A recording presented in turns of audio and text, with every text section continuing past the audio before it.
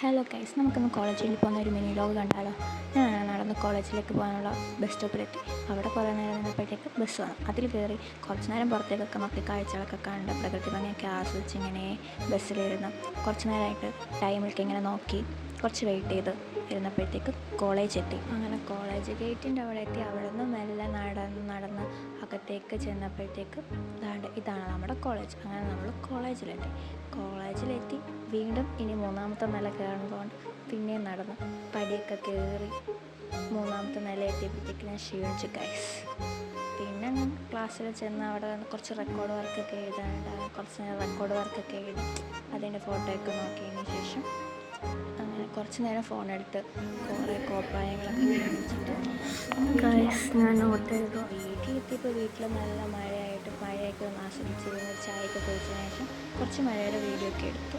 അങ്ങനെ നേരെ ഞാൻ കിടന്നുറക്കമായി. വീഡിയോ ഇത്രയുള്ള ഗൈസ്, ബൈ.